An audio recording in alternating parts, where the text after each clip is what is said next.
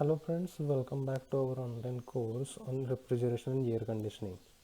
In last lecture, we have discussed basic processes in air conditioning systems. All these processes we have considered. OA is nothing but sensible heating.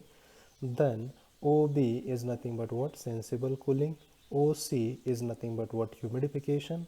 OD is nothing but dehumidification. Then OE is nothing but heating and humidification. OF is cooling and dehumidification. OG is nothing but cooling and humidification, and OH, that is nothing but heating and humidification. In forthcoming lectures, all these processes, these are almost 8 processes. Those 8 processes we are going to study in detail. Means what is happening during these 8 processes, what is happening to dry bulb temperature, what is happening to specific humidity, what is happening to this relative humidity, and what is happening to H, or we can say it as a enthalpy at that point. So let us get started. We will start with this OA. OA is nothing but what? Sensible heating process. Now what is that sensible heating process? It is nothing but the heating of air without any change in its humidity or specific humidity or humidity ratio. Now in order to understand this sensible heating in well manner, let us take an example. Now suppose we are having air at a certain temperature, let us say this as a TD1, and this air is passed over this heated surface or these heating coils, which is at temperature T3, or we can say it as a TD3 as well, no problem at all. As a result of temperature difference between this air, which is at a temperature TD1, and this T3, heat transfer will take place, and as a result of that heat transfer, the temperature of air will go on increasing, that is nothing but up to TD2, and this process is called as a sensible heating. As here we are mentioning the word sensible, means there is a no any phase change process, means phase change is not there, that's why we are going to call it as a sensible heating.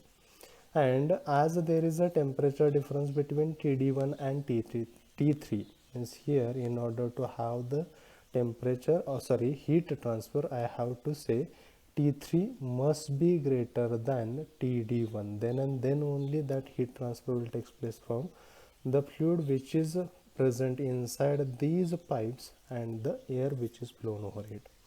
Now same I can plot on the psychometric chart. This x-axis represents the diapole temperature in degrees Celsius, and this y-axis represents the humidity or specific humidity or humidity ratio. Now as a result of here at point number 1, I can say this temperature as a TD1, at point number 2 temperature is TD2, and at point number 3 that is nothing but T3. Now as we are going to pass this cold air over the heated surface, what will happen? That heated surface is at a temperature T3. As there is a temperature difference between TD1 and T3, there is a heat transfer. As a result of heat transfer, the air outlet temperature will be increased, and that is up to TD2. Means here what will happen to the temperature? As we are moving from point 1 towards point 2, the temperature goes on increasing. Similarly, what will happen to the specific humidity? Specific humidity remains constant during this process. Then what will happen to the relative humidity? This is nothing but the 100% relative humidity line. Means in this direction that relative humidity goes on decreasing. As I am going to have the heating, what will happen to the relative humidity? That relative humidity goes on decreasing, and these lines here I can get the values of H1, H2 and H3.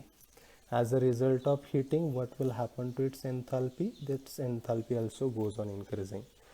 Means during this sensible heating, what will happen? The temperature goes on increasing, then this specific humidity or humidity ratio remains constant, relative humidity goes on decreasing, and enthalpy goes on increasing.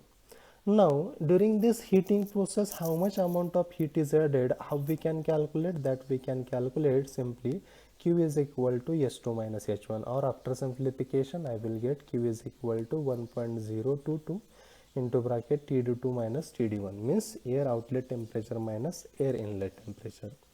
Now out of here, how much heat is available at this T3 or during these heating coils, how much heat is gained by this air? It is represented by a factor that is nothing but the bypass factor, and it is defined as ratio of difference between the mean surface temperature of coil.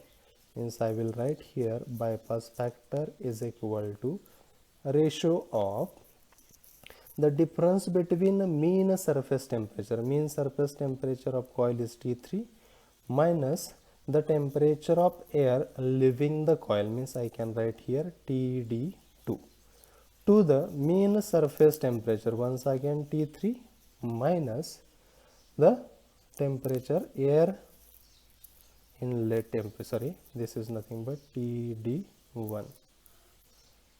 This is nothing but the value of bypass factor. Thank you. Hopefully you might have enjoyed the lecture. Then please do like the video and know your thoughts in comments. Please do share this video among your friends and don't forget to subscribe to our channel. After subscription you can press the bell icon to never miss the notification regarding our new videos. Thank you so much.